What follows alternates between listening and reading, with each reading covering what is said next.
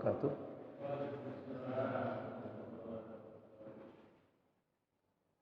Innal hamdalillah nahmaduhu wa nasta'inuhu wa nastaghfiruh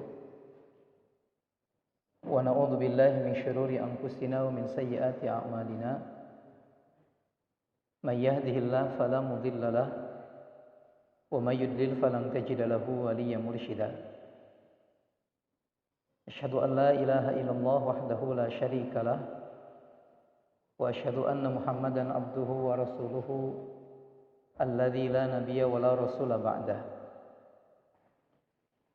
Faqala Allah Ta'ala fi kitabihil karim ba'da a'udzu billahi minasy syaithanir rajim.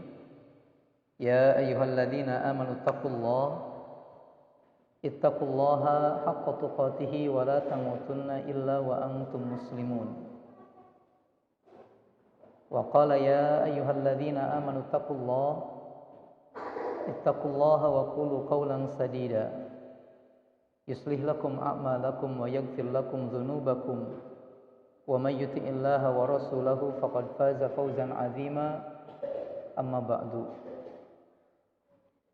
Fa inna asdaqal hadithi kitabullah wa khairal huda huda Muhammadin sallallahu alaihi wasallam wa syarrul umuri muhdatsatuha wa kullu muhdatsatin bid'ah wa kullu bid'atin dhalalah wa kullu dhalalatin finnar.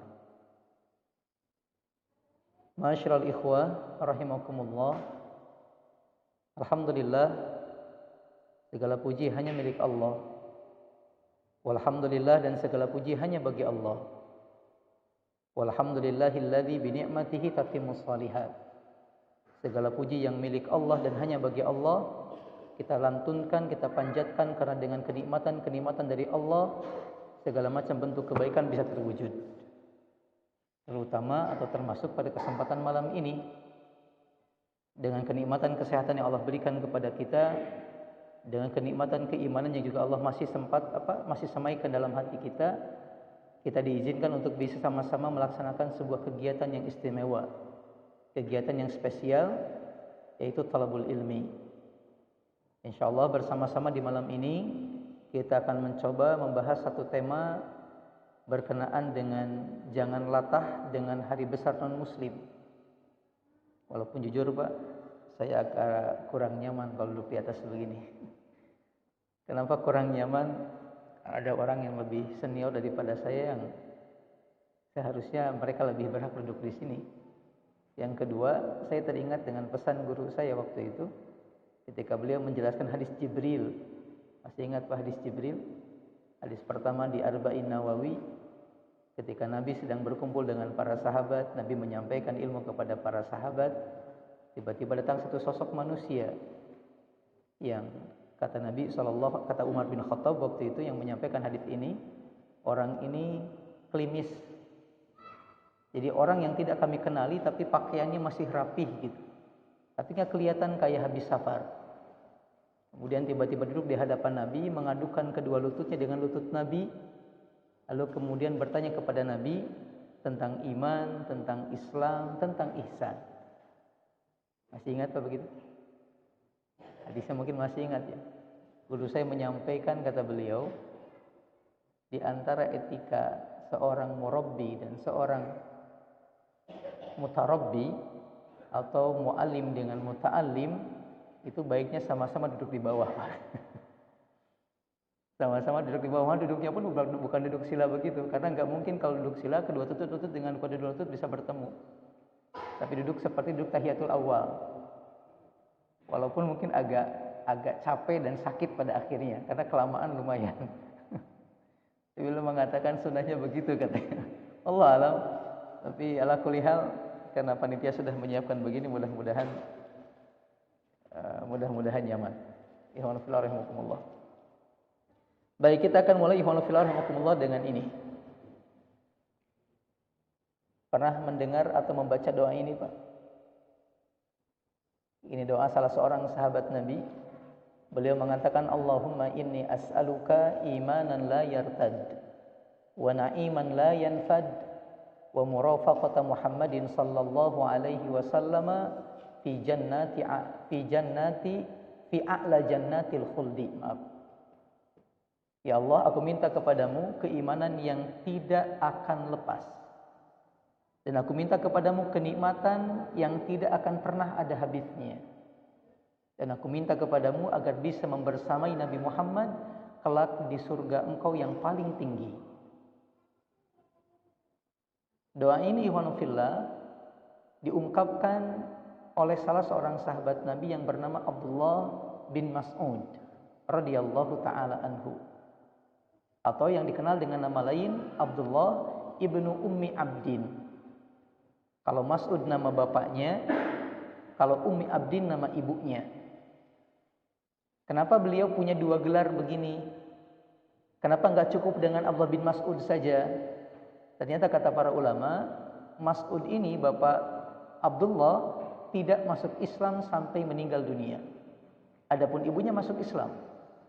Dan beliau tidak mau dinisbahkan kepada seorang manusia yang tidak beriman kepada Allah. Maka beliau lebih senang dipanggil Abdullah ibnu Ummi Abdin dibandingkan Abdullah bin Mas'ud. Malah dalam sebuah riwayat ungkapan ini keluar juga dari mulut Nabi SAW. Jadi riwayatnya apa? Kata Umar bin Khattab radhiyallahu taala anhu, beliau mengatakan di antara kebiasaan Nabi itu kalau malam hari ketika beliau tidak tidur suka melakukan ronda di malam hari, mengecek kondisi umatnya, masyarakatnya. Waktu itu kata beliau, saya bersama dengan Abu Bakar As-Siddiq menemani Rasul untuk ronda keliling. Lalu kemudian beliau bertiga ini lewat ke sebuah rumah di malam hari yang kebetulan ada seorang sahabat tengah melaksanakan sholat malam. Dan suara bacaan Qur'annya dikeraskan. Tiba-tiba kemudian Nabi berhenti mendengarkan bacaan Quran sahabat tersebut.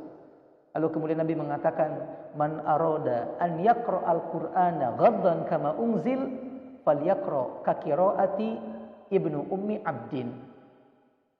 Barang siapa, kata Nabi, yang pengen baca Al-Qur'an persis seperti Quran diturunkan kepadaku, maka silakan baca seperti bacaannya Abdullah ibnu Ummi Abdin. Kemudian habis itu Nabi berkata dan kedengaran sama dua sahabat ini. Apa perkataannya? Nabi mengatakan, sal tu'ta, sal tu'ta. Wahai fulan, ayo berdoa karena permintaanmu pasti akan dikabulkan. Permintaanmu hari ini, saat ini pasti akan dikabulkan, kata Nabi. Tiba-tiba kemudian sahabat ini yang tadi sedang sholat, beres sholatnya, mengangkat kedua tangannya, lalu kemudian berdoa dengan doa ini. Allahumma inni as'aluka imanan la yartad, wa na'iman la yanfad, wa murafaqata Muhammadin fi a'la jannatil khuldi. Abu Bakar Umar bin Khattab ketika mendengar perkataan Nabi, dia berazam dalam dirinya, pokoknya pagi-pagi banget saya harus menemui Abdullah bin Mas'ud untuk menyampaikan kabar gembira ini dari Nabi. Apa? Doanya bakal dikabul oleh Allah Subhanahu wa taala. Dan betul, habis subuh beliau langsung menemui Abdullah bin Mas'ud. Ingin ngasih tahu gitu. Kalau semalam kita lewat di hadapan rumah antum lagi sholat, kedengaran bacaan Qur'annya, lalu Nabi mengatakan, ayo doa, Allah bakal kabulkan doa anda. Tapi setelah bertemu dengan Ibnu Mas'ud, kata Ibnu Mas'ud, antum telat. Sebelum antum sudah datang Abu Bakar kepada saya menyampaikan informasi ini.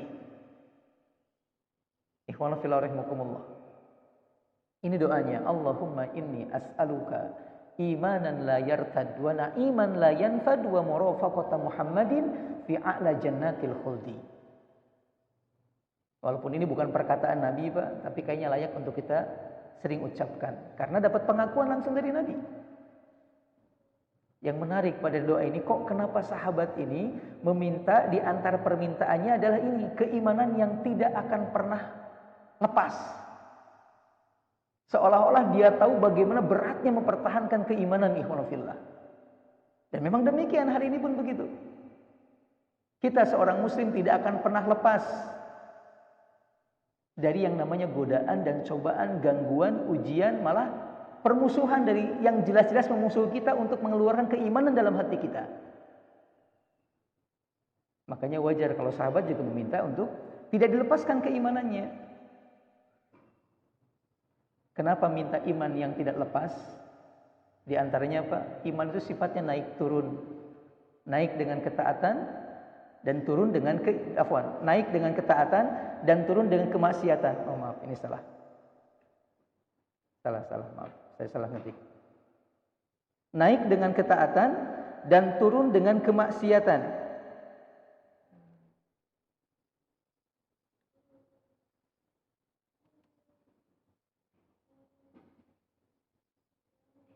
Betul kan sifatnya begitu iman itu? Dengan kemaksiatan. Lalu kemudian, sedangkan kebanyakan kita belum bisa mengendalikan hawa nafsu. Dan hawa nafsu itu lebih cenderung kepada hal-hal yang berbau maksiat. Allah mengatakan, innan nafsa la'ammaratun bisu. Ketahuilah yang namanya hawa nafsu cenderung ngajak seseorang kepada keburukan. Ikhwanu fillah rahimakumullah. Alasan yang kedua, ikhwanu fillah, kenapa minta sahabat tersebut iman yang tidak lepas? Karena kita manusia dirongrong oleh musuh yang terus-menerus berusaha menggelincirkan keimanan yang ada dalam hati kita. Dan mereka tidak pernah merasa bosan, Pak. Tidak pernah merasa capek, Pak. Imam Ahmad bin Hanbal pernah dikabarkan ketika beliau tengah mengalami sakaratul maut. Kemudian tiba-tiba, Pak, andaknya yang di samping beliau mendengar Imam Ahmad mengatakan, belum, kata beliau. Habis mengatakan begitu, terbuka matanya Imam Ahmad. Kemudian anaknya bertanya, wahai bapak, kenapa kau barusan mengatakan belum, ada apa? Tiba-tiba beliau mengatakan, barusan muncul sosok setan di hadapanku. Dia mengatakan kepadaku, selamat wahai fulan, selamat wahai Abdullah. Kamu sudah bebas dari jeratan-jeratanku. Kamu sudah bebas dari gangguan-gangguanku. Kamu sudah selamat dari apa yang ingin ku cobakan kepadamu, ku ujikan kepadamu. Tapi kata beliau, belum. Kenapa? Karena seolah-olah kalau saya mengatakan iya, berarti saya sudah terjerat dengan jebakan iblis gitu. Jadi sampai betul-betul belum mati, Pak, kita nggak akan pernah bisa terlepas dari godaan syaitan. Ikhwanu fillah rahimakumullah. Jadi akan terus dirongrong oleh musuh-musuh yang berusaha untuk menggelincirkan iman kita. Siapa musuh-musuh tersebut? Satu di antara syaitan. Yang benar-benar musuh. Allah mengatakan, inna syaitana lakum aduwwu. Sesungguhnya syaitan itu merupakan musuh bagi kalian. Fattakhidhuhu aduwwa. Maka jadikan dia sebagai musuh. Innama yad'u hizbahu liyakunu min ashabis sa'ir. Ketahuilah, setan itu ngajak rekan-rekannya, ngajak manusia untuk jadi temannya nanti di neraka. Bagaimana cara kemudian setan mengganggu manusia, menjerumuskan manusia? Pertama, kalau kita melihat Al-Quran, Pak, jeratan-jeratan setan berhubungan dengan masalah syahwat perut, hal-hal yang berhubungan dengan makanan. Berdasarkan firman Allah di dua ayat. Yang pertama Al-Baqarah 168, yang kedua Al-An'am 142. Di Al-Baqarah Allah mengatakan, ya ayuhan nas, wahai manusia, kulu mimma fil ardi halalan thayyiba. Makanlah kalian dari apa-apa yang kalian dapatkan di muka bumi yang halal dan baik. Lalu kata Allah, wala tattabi'u khutuwati syaitan. Awas, jangan ngikutin langkah-langkah syaitan. Seolah-olah ada korelasi antara makanan dengan langkah syaitan. Dan memang demikian. Dijerat manusia untuk tidak peduli lagi dengan halal mana haram. Yang penting dapat mengenyangkan perut, diambil. Padahal Nabi mengatakan satu daging aja yang tumbuh dari barang yang haram, neraka tempat kembalinya. Jadi jangan anggap enteng gitu. Jangan anggap remeh.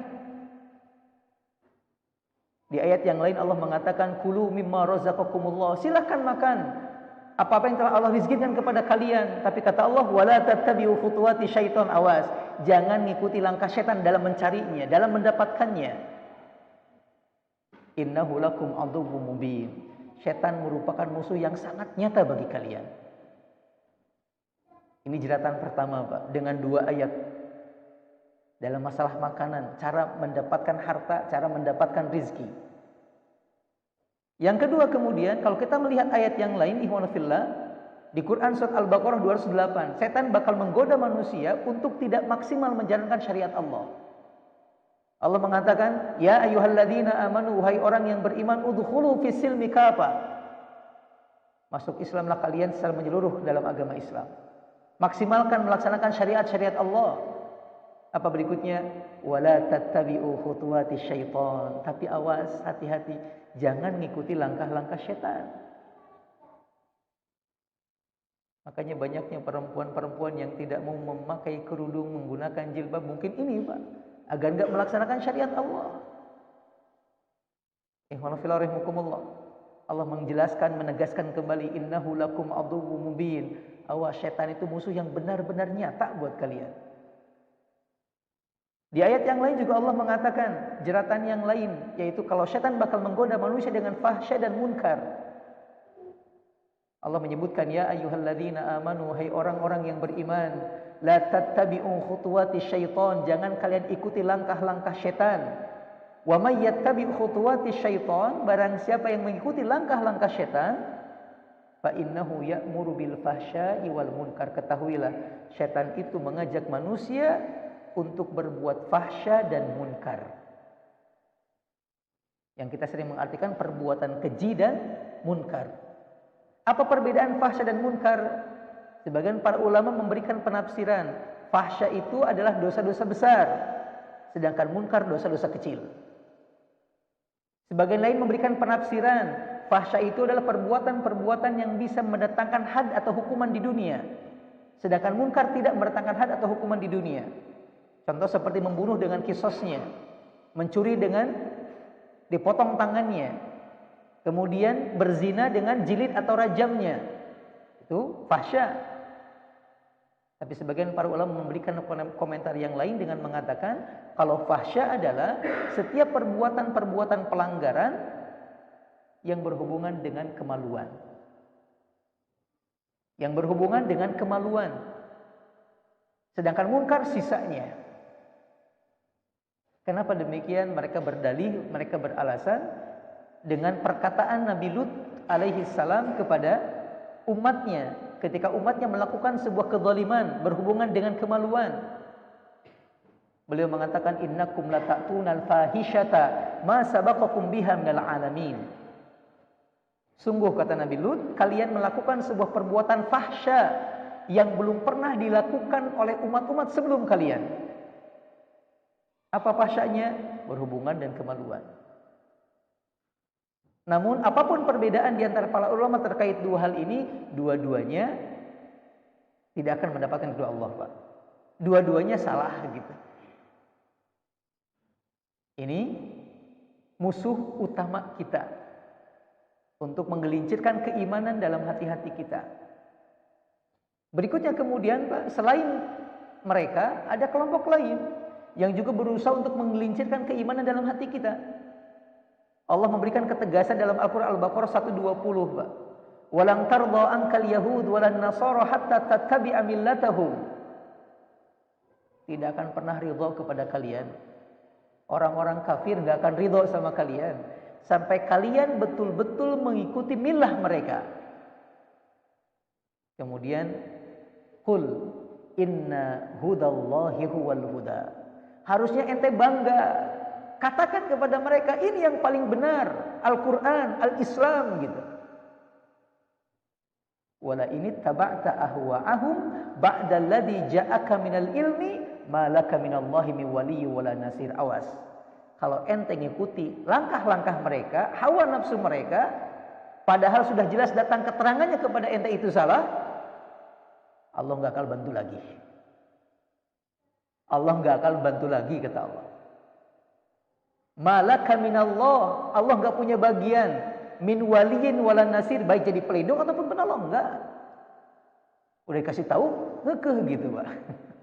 Ini ayatnya. Kalimatnya di sini, enggak akan ridha, enggak akan rela, akan terus-menerus berusaha mereka berjuang untuk apa? Agar kita ikut milah mereka. Apa maksud ikut milah mereka? Imam Al-Baghawi ihwanu fillah mengatakan, wa qala Ibnu Abbas radhiyallahu anhuma, berkata Ibnu Abbas, kata beliau, sahabat Nabi, hada fil kiblati, ayat ini turun berkenaan dengan masalah kiblat. Asbabun nuzulnya, sebab turunnya.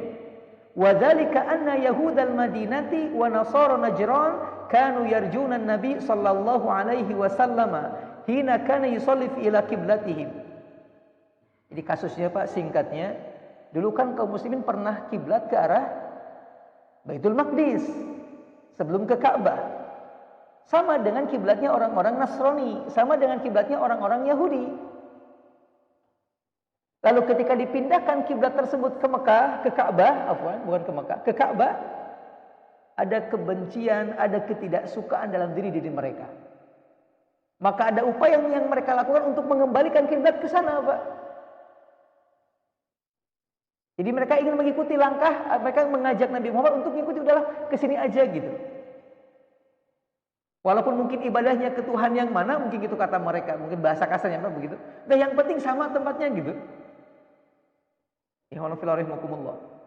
Makanya kemudian beliau mengatakan, Pak, wal muradu bihi, atau ini wal muradu bihi al ummatu, ini beliau mengatakan wal millatu at-tariqah. Makanya millah yang dimaksud di ayat yang tadi, sampai kalian mengikuti millah mereka, maksudnya adalah at-tariqah, cara, jalan, metode hidup, gaya hidup, Pak, gitu. Atau beliau ingin mengatakan walaupun muslim gak kemudian keluar agama, tapi hidupnya seperti mereka, sudah dianggap berhasil. Beliau ingin mengatakan demikian. Walaupun pendapat ini dibantah oleh sebagian banyak para ulama. Karena kata para ulama, yang paling tepat adalah untuk menafsirkan kalimat millah, ihwanu fillah rahimakumullah. Oh, enggak dimasukin ininya. Yang paling tepat menafsirkan kalimat millah adalah mengubah agama kita dari Islam ke agama selain Islam.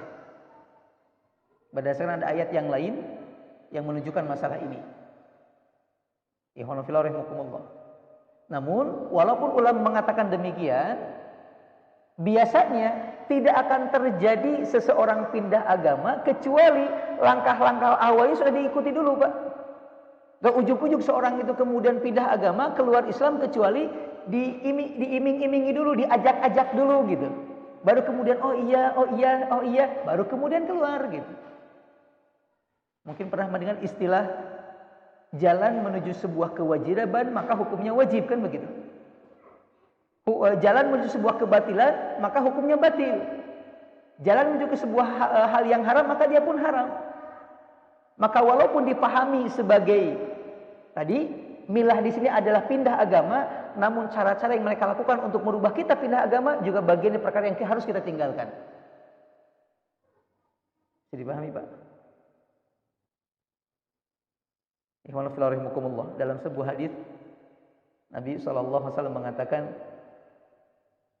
dari Sauban, salah satu mantan budak Rasul SAW, Rasul bersabda, qala Rasulullah SAW, yushaku an tada'a alaikumul umamu min kulli afaq kama tada'a al-akalatu ila qas'atiha. Hampir-hampir umat-umat kafir saling menyeru untuk menyerang kalian dari segenap penjuru. Sebagaimana orang-orang yang lapar mengerumuni hidangan makanan, akan dihabisin, Pak. Ini hadisnya panjang asalnya. Mungkin pernah dengar dalam hadis yang lain Nabi mengatakan, di antara perkara yang kukhawatirkan nanti kalian bakal seperti makanan di atas nampan yang dirongrong oleh orang-orang kafir. Akan dirongrong.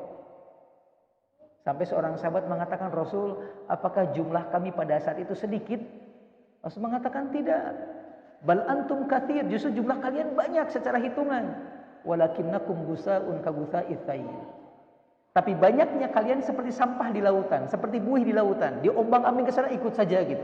Dipecah juga ikutan pecah gitu. Kata Nabi SAW. Artinya usaha mereka sangat keras, Pak. Hati-hati. Dan di antara cara yang kemudian mereka lakukan untuk perlahan-lahan membuat kita ragu dengan keyakinan kita adalah dengan ini, Pak. Valentine Days. Valentine Day. Apa itu Valentine Day? Saya mengambil dari Wikipedia, Pak. Biar nanti Bapak juga bisa baca. Hari Valentine atau disebut juga hari kasih sayang pada tanggal 14 Februari adalah sebuah hari saat para kekasih dan mereka yang sedang jatuh cinta menyatakan cintanya, dan ini terjadi di dunia barat. Awas Pak, dunia barat, bukan dunia Islam. Tolong digaris bawah ini Pak, dunia baratnya ya, bukan dunia Islam. Kemudian hari raya ini sekarang terutama diasosiasikan dengan para pecinta yang saling bertukaran notisi-notisi dalam bentuk Valentines. Dengan simbol modern diantaranya adalah sebuah kartu Pak. Kayak dulu, kalau ke lebaran kan kita sering kirim kartu gitu. Sama juga demikian. Sehingga mulai pada abad ke-19 ada tradisi begitu, malah nanti di gambarnya ada bentuk Cupid Pak. Tahu Cupid yang bayi ada sayapnya, digambarkan sebagai Dewi Cinta yang setengah telanjang bawa panah. Di kartun-kartun sering ada gitu. Biasanya di kartunya ada gambar itu.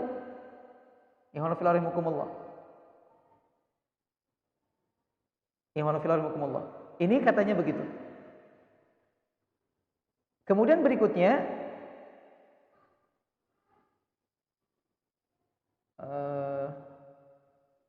kita ke sini aja, sejarahnya.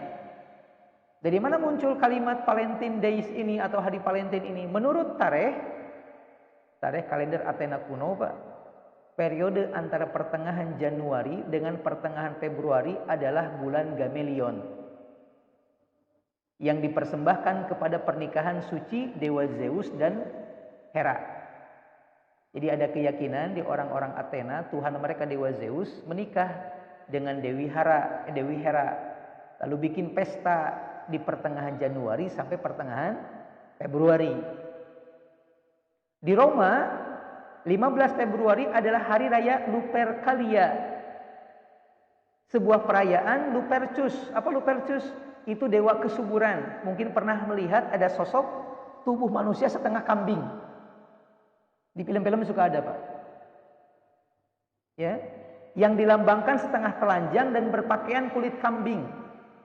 Sebagai bagian dari ritual penyucian, para pendeta Lupercus, maksudnya para pendeta yang beribadah kepada dewa ini, menyembahkan korban kambing kepada sang dewa, dan kemudian setelah minum anggur, mereka akan lari-lari ke jalanan kota Roma sambil membawa potongan-potongan kulit domba dan menyentuh siapapun yang mereka jumpai, terutama wanita-wanita muda. Malah mereka wanita muda itu sengaja mendekat ke mereka agar dipukul, karena bagi mereka punya keyakinan kalau dipukul itu akan menjadi perempuan yang subur, bisa dikaruniai kesuburan dan bisa melahirkan dengan mudah. Ada keyakinan itu Pak. Ini sejarahnya.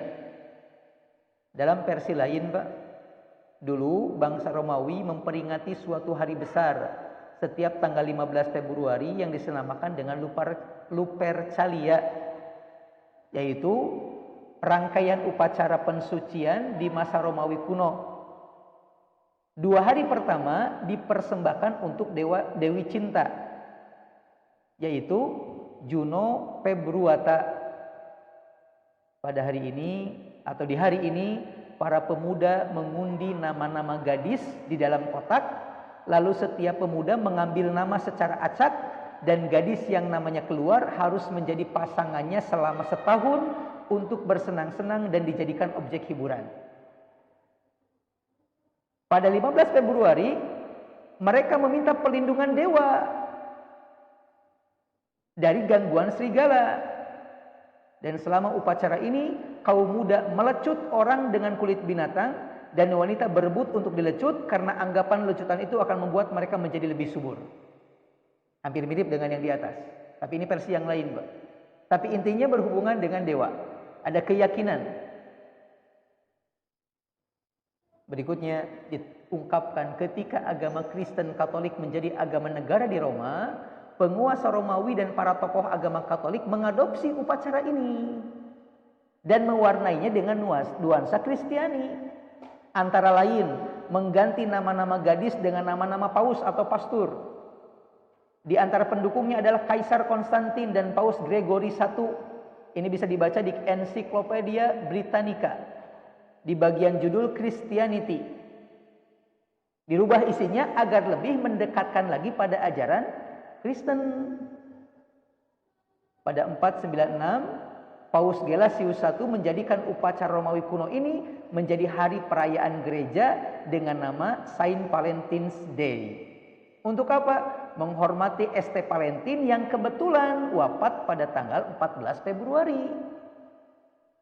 Jadi untuk narik, Pak. Ini di kita pun punya ini kok ritual yang sama, udah di sini aja, nggak usah. Kayak gitulah mungkin bahasanya. Hari raya ini pernah dihapus dari kalender gerejawi pada tahun 1969 sebagai bagian dari sebuah usaha yang lebih luas untuk menghapus santa-santa yang asal usulnya bisa dipertanyakan. Maksudnya ternyata Pak, ini pun ternyata nggak ada keterangan yang jelas siapa St. Valentin itu. Jadi di antara mereka pun berbeda pendapat gitu. Nggak ada pendapat yang rojih yang kuat. Makanya sebagian yang tidak mengakui hal ini berusaha untuk menghapusnya. Cuman dikatakan, walaupun begitu, pesta ini masih dirayakan oleh paroki-paroki tertentu. Paroki itu jamaah-jamaah tertentu. Ini asal usulnya, Pak. Asal usulnya, tapi kemudian menyebar ke berbagai negara sampai kita akan menemukan Valentine di beberapa negara. Pertama di Amerika Serikat. Dalam setahunnya tidak kurang dari 190 juta kartu ucapan hari kasih sayang dikirimkan setiap tahunnya, Pak. Jumlah yang sangat banyak. Di Taiwan, sebagai tambahan dari hari Valentine dan hari putih, ada tambahan, Pak. Dan masih ada satu hari raya lainnya yang mirip dengan kedua hari raya itu. Disebut dengan Hari Raya Anak Perempuan. Yang diadakan pada hari ke-7, bulan ke-7 menurut kalender Tionghoa. Di hari ini di Taiwan, para pria memberikan coklat kepada para wanita dan para wanita akan mengembalikan coklat yang diberikannya pada hari berikutnya. Ada tukeran coklat. Kemudian di Malaysia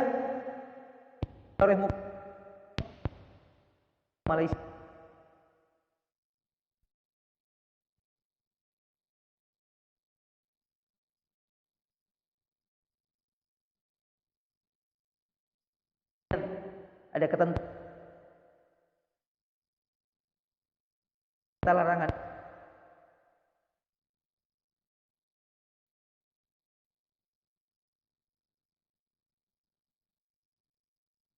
Hari muncul berkat pemasaran secara massal sebagai hari di mana yang mereka senangi dengan permen coklat.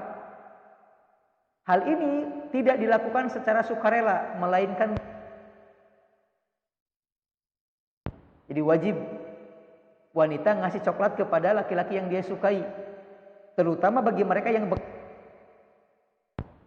mereka memberi coklat kepada para teman kerja pria mereka, kadangkala dengan biaya besar. Coklat ini disebut dengan ungkapan giri coko. Giri artinya kewajiban, coko artinya coklat. Ini di Jepang begitu, Pak. Nah, Bapak bisa cek nanti di Wikipedia. Kalau begitu gimana Valentine Days ini menurut syariat Islam? Maka kesimpulannya, Pak, ketika kita sudah tahu sejarahnya, maka satu, ketika seorang merayakan Valentine Days, maka dia sama dengan meniru kebiasaan mereka. Siapa? Orang-orang non-muslim. Dan Nabi sudah menegaskan dalam banyak hadis. Nabi mengatakan, man tashabbaha biqaumin fahuwa minhum. Yang menyerupai suatu kaum maka dia termasuk golongan mereka. Di ungkapan yang lain, dalam perkataan Abdullah bin Amr bin As, ini bukan hadis Nabi tapi asal dari seorang sahabat. Beliau mengatakan, man bana bi ardil musyrikina wa sana'a nairozahum wa mahrojanatihim. Barang siapa yang tinggal di negeri kafir ikut merayakan Nairus dan Mihrojan. Ini dua harinya orang-orang Majusi, dua hari rayanya orang-orang Majusi, Pak. Lalu kemudian beliau mengatakan wa tasyabbaha bihim, dia menyerupakan dirinya dengan mereka, pakai pakaian seperti pakaian mereka atau bergaya seperti bergayanya mereka, hatta yamutu, sampai kemudian dia mati, khosira fi yaumil qiyamati, maka dia akan sengsara kelak pada hari kiamat. Akan rugi nanti kelak pada hari kiamat. Walaupun mungkin dia tetap sholat, tetap dia sedekah, tetap dia melakukan kebaikan-kebaikan yang lain, Gara-gara tinggal di negeri kafir dalam rangka toleransi, dia melakukan hal yang seperti dilakukan oleh orang-orang di sana gitu. Beliau mengatakan, kalau sampai mati nggak bertaubat, hari kiamat menyesal. Yang kedua, orang yang mengikuti yang merayakan kegiatan hari seperti ini sama dengan melakukan loyalitas, Pak, atau menampakkan rasa cinta kepada mereka. Betul nggak, Pak? Menunjukkan kalau kita sama dengan mereka gitu, ikhwanufillah. Loyalitas. Dan Allah sudah mengatakan dalam Al-Qur'an, ya ayyuhalladzina amanu, wahai orang-orang yang beriman, la tattakhidhu aduwi wa aduwakum awliya. Awas, jangan kalian menjadikan musuhku dan musuh kalian sebagai teman-teman setia. Jangan. Tulquna ilaihim bil mawaddah, kalian berikan kepada mereka kasih sayang. Wa qad kafaru bima ja'akum minal haq, padahal mereka sudah ingkar terhadap dari kebenaran yang sudah datang kepada mereka. Ini peringatan dari Allah ya fillah. Jangan ngasih loyalitas. Yang ketiga, ikhwan fillah, Valentine merupakan bagian dari agama dan doktrin keyakinan, awas. Bukan semata perkara dunia dan hiburan. Suka ada alasan di kita, ini kan urusan duniawi. Padahal asal pokoknya nggak begitu. Ada hubungan dengan agama, Pak. Dan dalam sebuah hadis, Nabi ketika datang ke Madinah, lalu di Madinah itu sebagian kaum muslimin merayakan Nairus dan Mahrojan, karena sebagian masih agama Majusi, ikutan gitu, Pak, meramaikan. Apa kata beliau? Qaddamtu alaikum walakum yaumani tal'abuna fihima. Saya datang kepada kalian dan kalian punya 2 hari raya. Kalian bersenang-senang di 2 hari raya itu.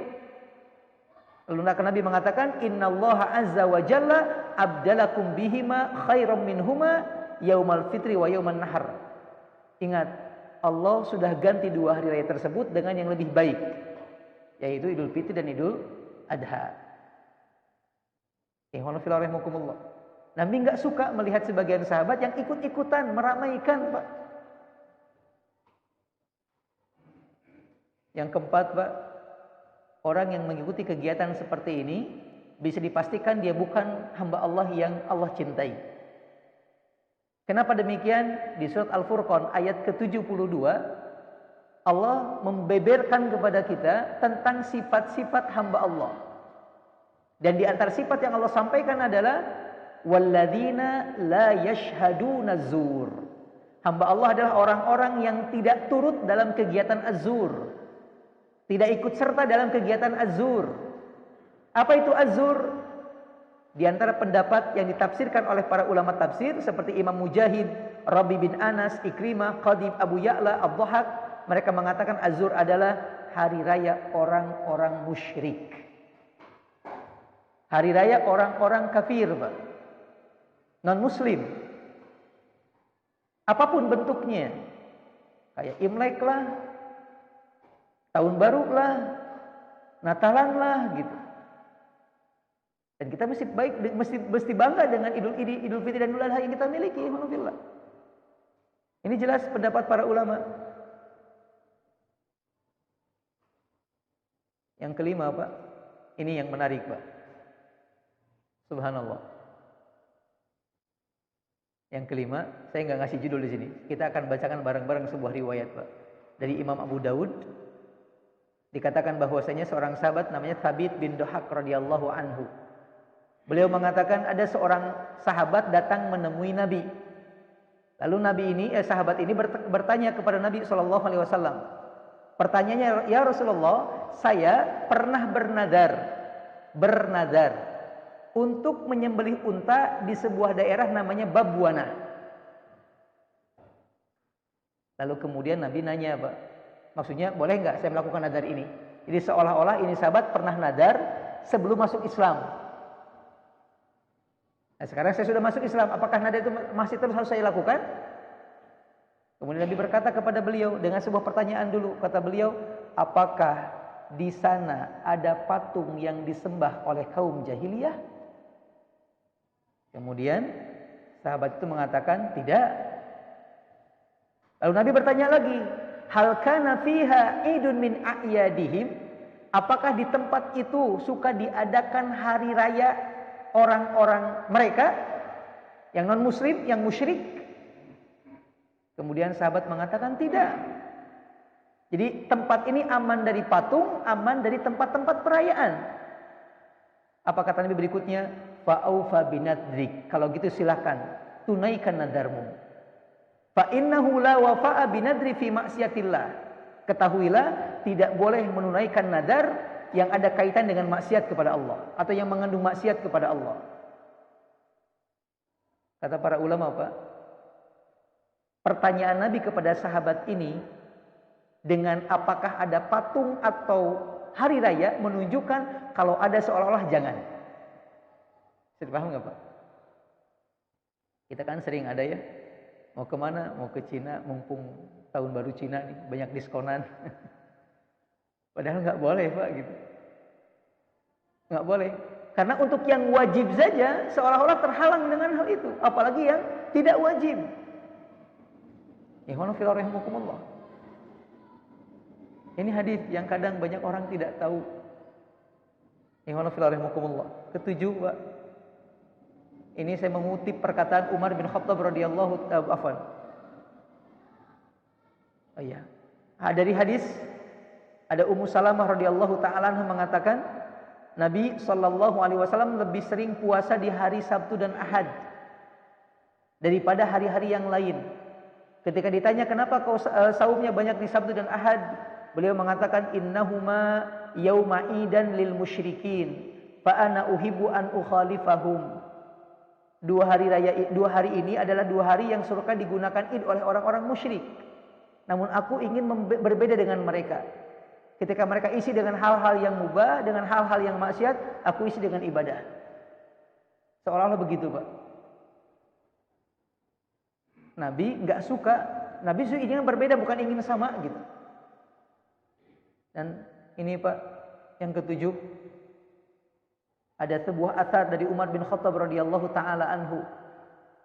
Di dalam riwayat Imam Al-Baihaqi, ini perkataan Umar. Umar mengatakan, "La tadkhulu 'alal musyrikina fi kanaisihim yauma idihim fa inna sakhata atau fa inna suhtata tunazzalu 'alaihim."